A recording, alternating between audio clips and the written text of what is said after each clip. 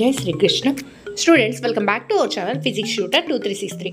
ఈరోజు మనం 10th class new text బుక్లోని chapter 1 that is chemical reactions and equations, ఈ చాప్టర్లో ఉండే సబ్ టాపిక్స్ ఇప్పుడు ఎక్స్ప్లెయిన్ చేయబోతున్నాను. ఫస్ట్ సబ్ టాపిక్ వచ్చి మీకు కెమికల్ చేంజెస్ గురించి ఎక్స్ప్లెయిన్ చేయడం జరిగింది.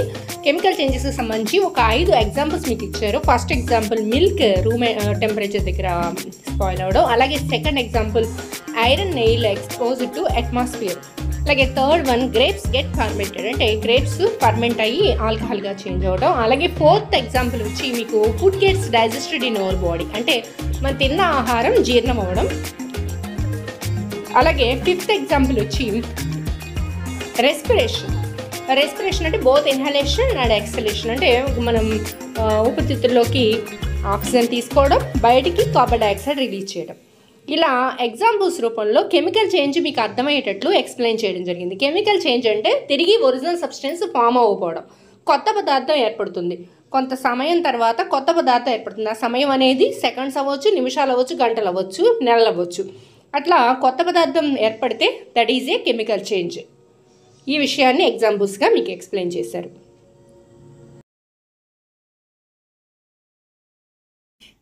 ఈ కెమికల్ చేంజెస్లో కొన్ని డిఫరెంట్ ఎగ్జాంపుల్స్ ఇవ్వడం జరిగింది టెక్స్ట్ బుక్లో. ఎలా అంటే మిల్క్ లెఫ్ట్ ఓవర్ మిల్క్ అని చెప్పి, అలాగే ఐరన్ తవ ఎక్స్పోజ్డ్ టు అట్మాస్ఫియర్ అని చెప్పి, అలాంటి ఎగ్జాంపుల్స్ మీరు ఇప్పుడు దాకా చూసారు. నెక్స్ట్ ఏంటంటే ఈ టెక్స్ట్ బుక్లో నెక్స్ట్ కంటెంట్ ఏంటంటే కొన్ని రకాల కెమికల్ రియాక్షన్స్ కూడా మనకి యాక్టివిటీస్ రూపంలో ఇవ్వడం జరిగింది. దానిలో యాక్టివిటీస్ 3 ఇచ్చారు. ఫస్ట్ యాక్టివిటీ వచ్చి మెగ్నీషియం రిబ్బన్ని బర్న్ చేయటం, అలాగే సెకండ్ యాక్టివిటీ వచ్చి లెడ్ నైట్రేట్ని అలాగే పొటాషియం ఐడైడ్ని ఒక టెస్ట్ ట్యూబ్లో యాడ్ చేయటం. యాక్టివిటీ 3 వచ్చి జింక్ గ్రాన్యూల్స్లో కొద్దిగా యాసిడ్ కలపడం. ఇలా 3 యాక్టివిటీస్ని ఇక్కడ ఎక్స్ప్లెయిన్ చేయడం జరిగింది. యాక్టివిటీస్ని ఒక్కొక్కటి మీకు ఎక్స్ప్లెయిన్ చేస్తాను చూడండి.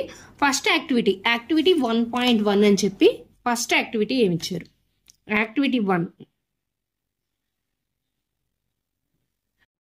1.1 వచ్చి దీనిలో మనకు తీసుకున్న ఇంగ్రీడియంట్స్ చాలా సింపుల్. ఏంటంటే మెగ్నీషియం రిబ్బన్ తీసుకోవాల్సిన మెగ్నీషియం ఎంజీ రిబ్బన్, ఇది మనకి వైట్ కలర్లో ఉంటుంది magnesium ribbon.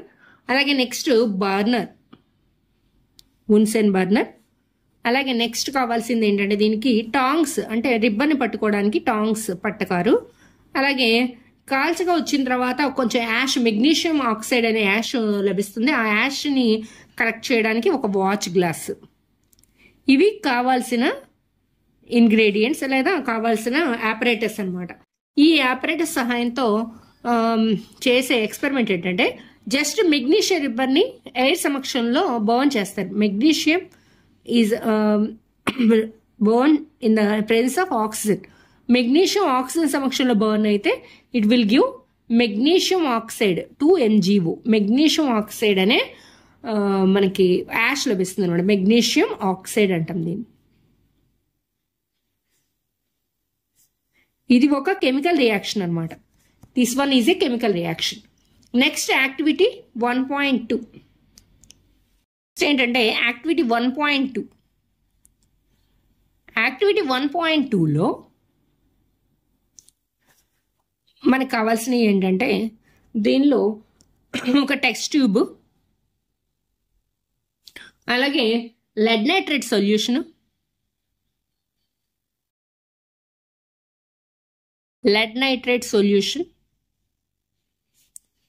Next potassium iodide solution, potassium iodide ఈ సొల్యూషన్. ఈ 3 తీసుకుని ఇది చేసే విధానం ఏంటంటే చాలా సింపుల్ ఎక్స్పెరిమెంట్. ఇది ఒక టెస్ట్ ట్యూబ్ తీసుకుని, దీనిలో అయితే మనకి ఏ డయాగ్రామ్ ఇవ్వలేదు. ఒక టెస్ట్ ట్యూబ్ తీసుకుని, test tube or boiling tube. Test tube అంటే 20 ml కెపాసిటీ, వాల్యూమ్ కెపాసిటీ ఉంటేనేమో దాన్ని టెస్ట్ ట్యూబ్ అంటాం. 50 ml వాల్యూమ్ కెపాసిటీ ఉంటే దాన్ని బాయిలింగ్ ట్యూబ్ అంటాం. దీనిలో లెడ్ నైట్రేట్ సొల్యూషన్ అంటే లెడ్ నైట్రేట్ అనే సాల్ట్ని నీళ్ళల్లో కలిపితే that will form lead nitrate solution, PbNO3 twice అనమాట. లెడ్ నైట్రేట్ సొల్యూషన్ తీసుకుని దీనిలోకి కొద్దిగా పొటాషియం ఐడైడ్ యాడ్ చేయాలి. Potassium iodide that is Ki. Potassium ఐడైడ్ని యాడ్ చేస్తే మనకి వెంటనే విత్ ఇన్ సెకండ్స్లో ఈ సొల్యూషన్ అనేది ఎల్లో కలర్లో చేంజ్ అవుతుంది. ఎల్లో కలర్ సబ్స్టెన్స్ ఫామ్ అవుతుంది. ఎల్లో సబ్స్టెన్స్ జరిగిన రియాక్షన్ ఏంటో ఇప్పుడు చూపిస్తాను చూడండి. లెడ్ నైట్రేట్ అంటే PbNO3 twice plus 2Ki gives rise to PbI2 plus 2KNO3. ఇది జరిగే రియాక్షన్. దీనిలో తీసుకున్న రియాక్టెంట్స్ ఇవి lead nitrate and potassium iodide. Lead nitrate and potassium iodide తీసుకుంటే ఫామ్ అయిన ప్రోడక్ట్స్ ఏంటంటే lead iodide and potassium nitrate. Lead iodide అనేది yellow colour substance. So మనకి కలిపిన వెంటనే ఈ రెండు యాడ్ చేసిన వెంటనే టెస్ట్ ట్యూబ్లో ఉండే సొల్యూషన్ ఎల్లో కలర్లో చేంజ్ అవుతుంది అనమాట. ఇది యాక్టివిటీ 1.2. యాక్టివిటీ 1.3 మూడో యాక్టివిటీ ఒక కెమికల్ రియాక్షన్ కి సంబంధించి 3 యాక్టివిటీస్ రూపంలో మనకి ఎక్స్ప్లెయిన్ చేయడం జరిగింది. థర్డ్ యాక్టివిటీ వచ్చి మీకు కావాల్సినవి ఏంటి దీంట్లో ఆపరేటర్స్ అంటే జింక్ గ్రాన్యూల్స్ కావాలి. జింక్ గ్రాన్యూల్స్ అంటే జింకు లోహం ముక్కలు అనుకోండి, చిన్న చిన్న జింకు లోహం ముక్కలు. అలాగే డైల్యూట్ యాసిడ్ ఏదైనా కానీ, డైల్యూట్ హైడ్రోక్లోరిక్ యాసిడ్ కానీ, hydrochloric acid or dilute sulphuric acid, ఏదో ఒక యాసిడ్. దీంతో పాటు కోనికల్ ఫ్లాస్క్ కావాలి. ఈ రెండు యాడ్ చేయడానికి కోనికల్ ఫ్లాస్క్, అలాగే కార్క్, గ్లాస్ ట్యూబ్, కార్క్ ఉండాలి. అలాగే గ్యాస్ వస్తుంది కాబట్టి దాన్ని కనెక్ట్ చేయడానికి గ్లాస్ ట్యూబ్.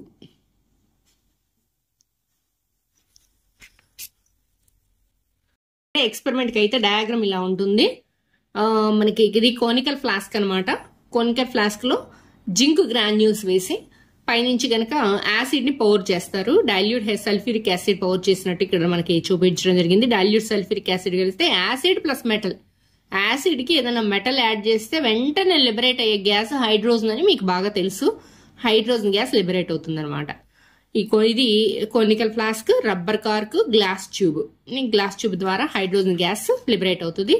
రిలీజ్ అయిన గ్యాస్ హైడ్రోజన్ గ్యాస్ అనడానికి మనకి ఒక ఫండమెంటల్ టెస్ట్ ఏంటంటే ఒక బర్నింగ్ స్ప్లింటర్, ఏదైనా ఒక అగ్గిపుల్ల, బర్నింగ్ మ్యాస్టిక్ కానీ బర్నింగ్ స్ప్లింటర్ ఏదైనా ఒకటి తీసుకొస్తే వెంటనే అది పాప్ అనే శబ్దంతో ఆఫ్ అయిపోతుంది అనమాట. ఆ అగ్గిపుల్ల ఆఫ్ అయ్యేటప్పుడు పాప్ అనే శబ్దం మనకి వినపడుతుంది.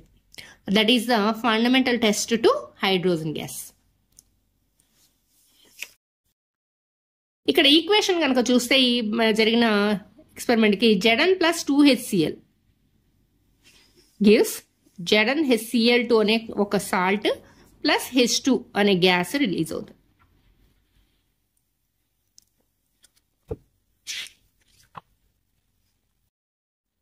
ఇక్కడ మనం చూస్తే కనుక 3 యాక్టివిటీస్ ఇక్కడ చెప్పడం జరిగింది. ఒకటి మెగ్నీషియం నిబ్బర్ని బౌండ్ చేయడం, రెండోది lead nitrate solution potassium iodide solution add చేయడం, మూడోది వచ్చి జింక్ గ్రాన్యూల్స్ లోకి డైల్యూట్ HCl కానీ డైల్యూట్ సల్ఫ్యూరిక్ యాసిడ్ కానీ కలపడం. ఈ 3 యాక్టివిటీస్ ద్వారా చెప్పదలిచింది ఏంటంటే ఆధారు ఒక కెమికల్ చేంజ్ అంటే what are the observations to help us to determine whether a chemical reaction has taken place. ఒక కెమికల్ రియాక్షన్ జరిగినట్లు మనం ఎలా నిర్ధారించవచ్చు, ఆ అబ్జర్వేషన్స్ ఏంటియో మనకి ఇక్కడ చెప్పడం జరిగింది. 4 అబ్జర్వేషన్స్ చూడండి. ఇప్పుడు observations to determine whether a chemical reaction taken place.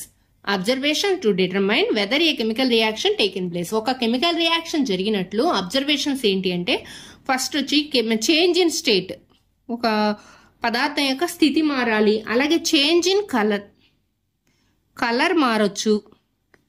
ఒక కెమికల్ రియాక్షన్ జరిగినప్పుడు కలర్, ఇంతకు ముందు మన లెడ్ అయోడైడ్ ఎక్స్పెరిమెంట్లో అదే చూసాం, చేంజ్ ఇన్ కలర్. అలాగే ఎవల్యూషన్ ఆఫ్ ఏ గ్యాస్, ఏదో ఒక గ్యాస్ రిలీజ్ అవటం, evolution of a gas, hydrogen అవ్వచ్చు, ఆక్సిజన్ అవ్వచ్చు, ఏదైనా ఒక గ్యాస్ యొక్క లిబరేషన్. అలాగే 4th one change in temperature, అంటే ప్రయోగం జరగక ముందు జరిగిన తర్వాత చేంజ్ ఇన్ టెంపరేచర్లో చేంజ్ అనమాట. వీటిల్లో ఇవి మనకి కెమికల్ రియాక్షన్ జరిగినట్లు నిర్ధారణ చేసే కొన్ని రకాల అబ్జర్వేషన్స్ అనమాట.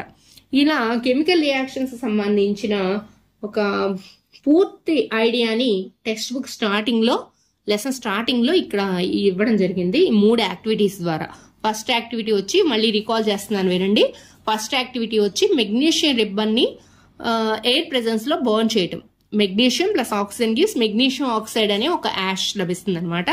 నెక్స్ట్ యాక్టివిటీ వచ్చి లెడ్ నైట్రేట్ సొల్యూషన్ కి పొటాషియం ఐడైడ్ ని యాడ్ చేయడం. యాడ్ చేసిన వెంటనే సెకండ్స్ లోనే లెడ్ ఐడైడ్ అనే ఒక ఎల్లో కలర్ సబ్స్టెన్స్, ఒక ఎల్లో కలర్ సొల్యూషన్ ఫామ్ అవుతుంది అనమాట. ఇది కూడా ఒక salt, lead iodide and potassium nitrate. Next third activity వచ్చి జింక్ గ్రాన్యూల్స్ కి డైల్యూట్ హెచ్సిఎల్ గానీ లేదా డైల్యూట్ సల్ఫ్యూరిక్ యాసిడ్ గానీ యాడ్ చేస్తే హైడ్రోజన్ గ్యాస్ ని లిబరేట్ చేస్తుంది. ఈ 3 యాక్టివిటీస్ ద్వారా మనకు తెలియజేసిన విషయం ఏంటంటే ఒక కెమికల్ రియాక్షన్ ని డిటర్మైన్ చేసే అబ్జర్వేషన్స్ ఏంటి అనమాట. 4 అబ్జర్వేషన్స్. ఫస్ట్ అబ్జర్వేషన్ వచ్చి change in state, second observation change in colour, third observation evolution of a gas, fourth observation change in temperature. ముఖ్యంగా ఒక కెమికల్ రియాక్షన్ అంటే ఒరిజినల్ సబ్స్టెన్స్ తిరిగి ఫామ్ అవ్వదు. ఒరిజినల్ సబ్స్టెన్స్ తిరిగి ఫామ్ అవ్వబోతే that is a chemical change.